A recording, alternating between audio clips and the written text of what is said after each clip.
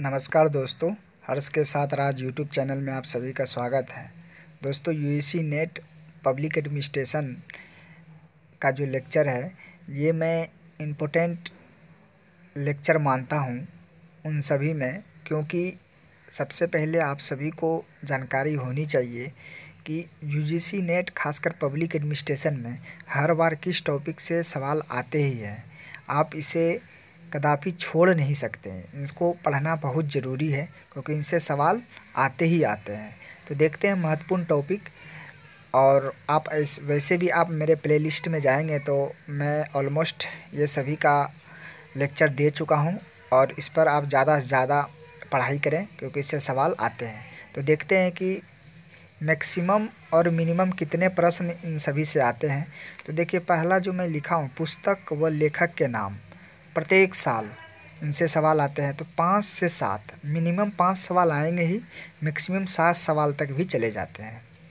उनके बाद देखिए, प्रमुख सिद्धांत है। प्रमुख सिद्धांत में मिनिमम 2 सवाल, मैक्सिमम 3 सवाल आएंगे।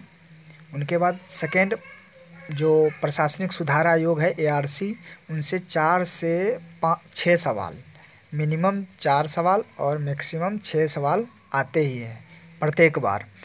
उनके बाद देखिए, पंचायत के अनुच्छेद से, पंचायत जो हमारा भाग 9th में दिया हुआ है, उनके आर्टिकल स्पेशल, उनसे 1 से 2 सवाल, मतलब प्रत्येक बार एक मिनिमम एक तो आर्टिकल रहेगा ही, तो वो भी आपको ध्यान रखना है। उनके बाद देखिए, 5th में है भारतीय संविधान के अनुच्छेद, जो वर्तमान में सबसे चर्चित में रहा है। अगर मान लिया जाए इस एग्ज़ाम के दरमियान उनके पहले कोई कुछ आर्टिकल बहुत खास रहे, जैसे दिसंबर 2019 के पहले आर्टिकल 340 बहुत खास रहा था क्योंकि उसको संवैधानिक दर्जा दिया गया, OBC वाले को उसमें ऐड कर दिया गया, तो वो सवाल पूछा गया था। तो 2 से 3 सवाल उससे भी रहते हैं। उनके बाद है कमेटी, समिति है, समिति से 2 से 3 सवाल।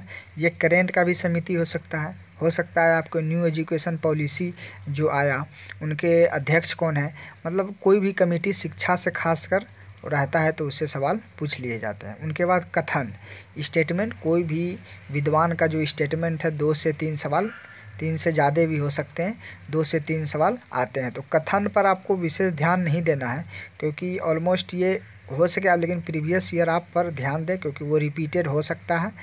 लेकिन जो ऊपर से 6th तक जो है, समिति तक, उससे आप प्योर फोकस कर सकते हैं और इनसे सवाल आते हैं आपको। ये जितने भी हैं सभी रटने वाले ही हैं, तो आपको विशेष ध्यान रखना है। और आगे और कुछ टॉपिक महत्वपूर्ण है, जब मैं लेक्चर दूंगा तो आगे और बताऊंगा। फ़िलहाल आप इस टॉपिक पर विशेष ध्यान दें, तभी एग्ज़ाम में अच्छे नंबर आएंगे और आपका JRF क्लियर होगा।